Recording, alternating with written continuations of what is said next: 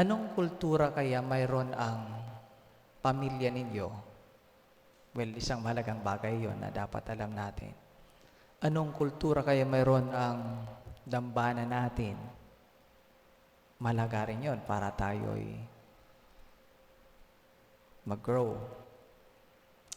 Kung mapapansin ninyo, sa mga pangyayari sa buong mundo, papansin ninyo may giyera sa ibang lugar. Maraming naghihirap, maraming namamatay. Nung panahon ng pandemic, sabi nila it was man-made. Well, kung ganun po yung nangyari, well, marami rin pong namatay. Mayroong extrajudicial killings.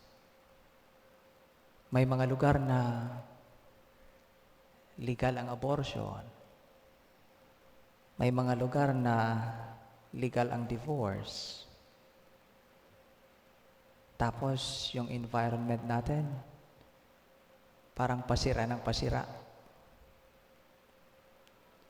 Anong kultura kaya to? Well, according to St. John Paul, tawag niya dito is the culture of death. Ang kultura ng kamatayan. Ang kultura ng kamatayan. Kultura na kung saan di pinapahalagan ang buhay. Di pinapahalagan ang buhay. At kung titingnan natin, we seem lost. Para tayong naliligaw. Parang naliligaw, walang direction. Ang salmo natin today is very helpful. Sabi ng salmo, ang mata ko'y nakatuon sa iyo lamang, Panginoon. To you, O Lord, I lift my eyes. Well, siguro panahon na para it's time for us na to gaze sa kung anong mayroong utos ang Panginoon. This psalm invites us to lift our eyes to God. Tingnan ang mga utos ng Diyos. Anong sinasabi ng Panginoon?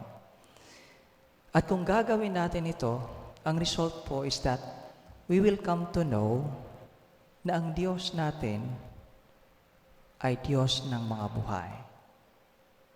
Sabi ng gospel, di ba sinabi, ang Diyos natin ay hindi Diyos ng mga patay, kundi Diyos ng mga buhay.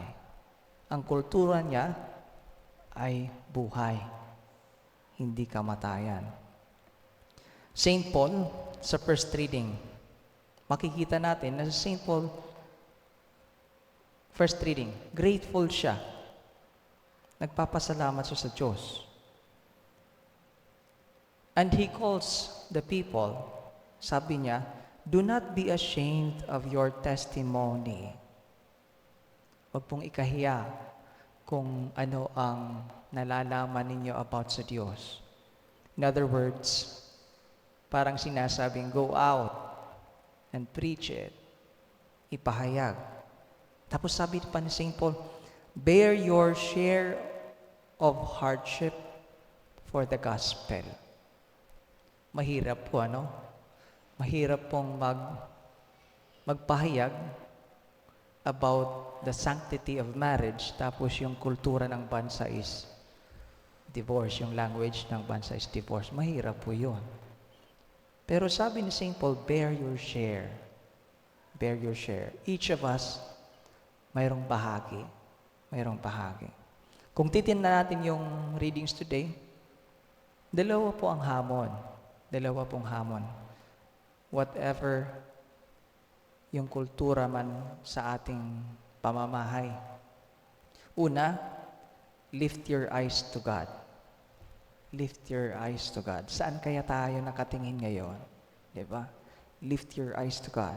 At pangalawa, whatever you come to know about God, ipahayag po natin. Huwag pong ikahiya. Do not be ashamed. Ipahayag po sa iba.